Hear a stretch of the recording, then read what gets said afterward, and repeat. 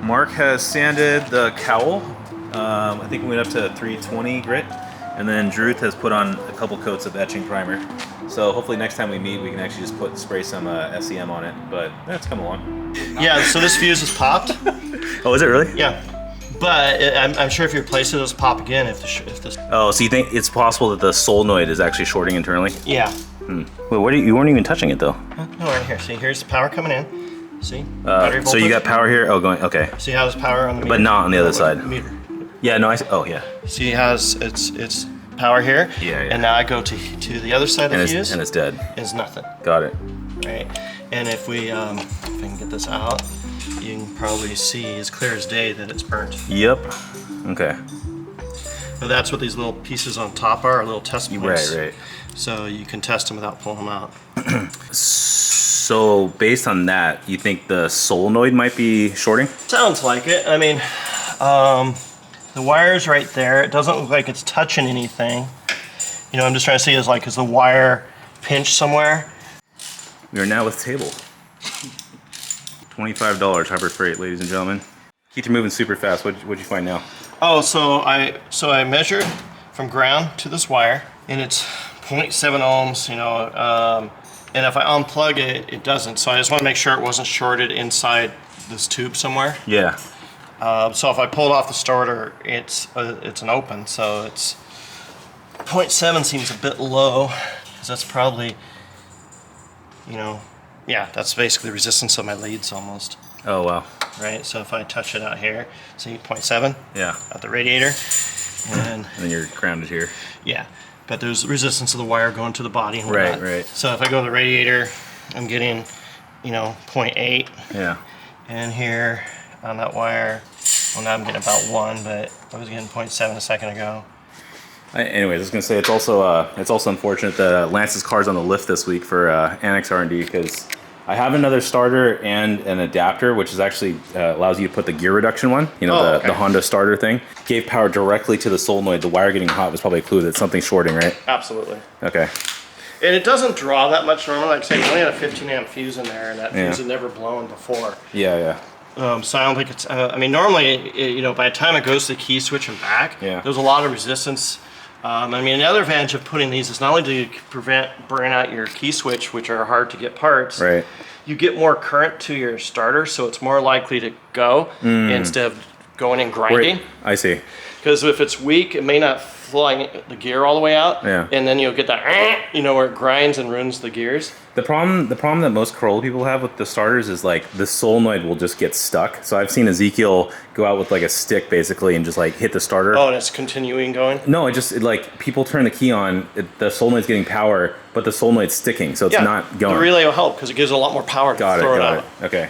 So anyways, the part that we were stupid about is we disconnected the ground. We're seeing weird power things, but obviously we had the ground disconnected, so. The relay needs the ground.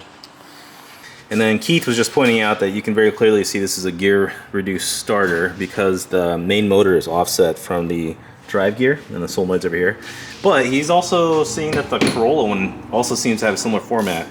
And I guess people have always just talked about these being the gear reduced ones and those are not. So we'll take it off and just see what it looks like. There's no better Bondo technician than 240 owner, right, Dhruth? Dude, I only learned how to use Bondo for There she is. Just filming some little nicks that you found, right? Nice. Also, we caved. We ended up just jacking up the car rather than using that nice lift right there, but oh well. Okay, we pulled the starter out of the car. Actually, it wasn't that difficult. Oh, you don't have your dash in here anymore, so I don't know what your mods were. He's trying to look up the odometer. But you took it out of the car.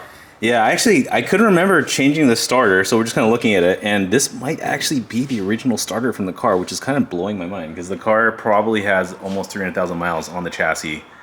Because I did the engine swap at around, I think it was around 212,000, and then I drove it for another like 50 or so. Let's just call it 250 or 260,000 miles.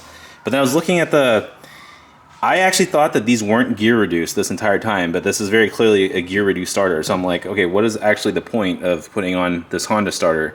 Then I was looking into it a little bit more. This one is rated at 1.6 kilowatts. This one is 1 kilowatt. And the other interesting thing was it just says, oh no, No, this is remanufactured. Okay, this whole thing is... So this is remanufactured starter. I just had to clear off the dirt. So they're both remanufactured. But yeah, that's the difference between AE86 and the Honda starter, which you need to use this adapter for. So we'll see how that goes. Sanding away the shitty sealer that was here, right? Just trying to get a smoother finish. Yeah. Before we put paint on it.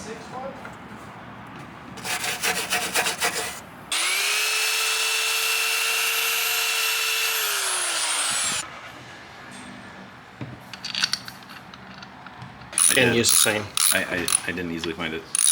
What'd you find? Nothing.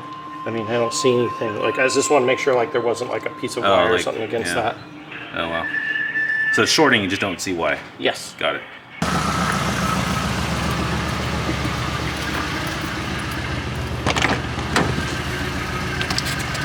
Yeah. But they were $200 more anyway.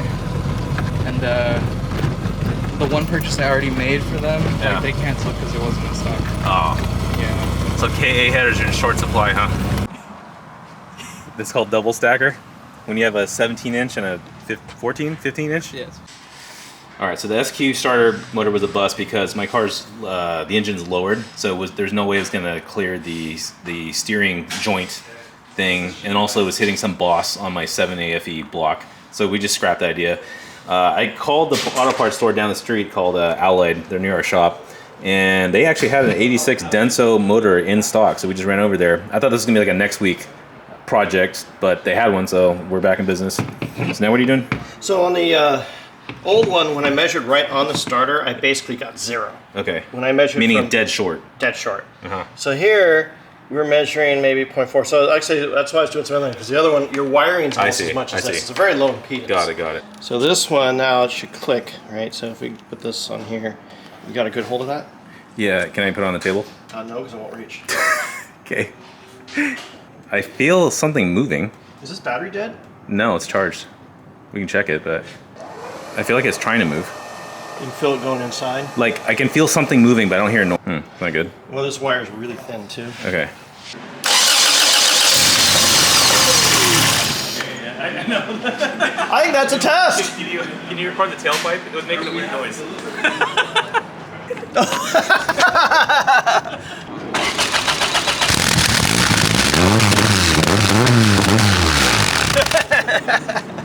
Which part? The I see. edges, Just to get a cleaner line.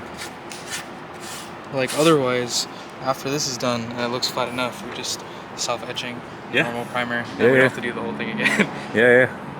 One time would be great. Yeah, we might have to do the whole thing with the last coat. Yeah. You know, just so it like looks sort of like we did it the first time. For sure. Thing's looking great, Dhruth. Is that the little dent you were talking about? Yeah. That almost, you might be able to build that up with just looking good. primer. Yeah, just do a few more coats. I've done that before. I just like hold the button down in the one spot. Yeah. For like a day. There's a fresh one here. Thank you. Okay, that's a little. All right.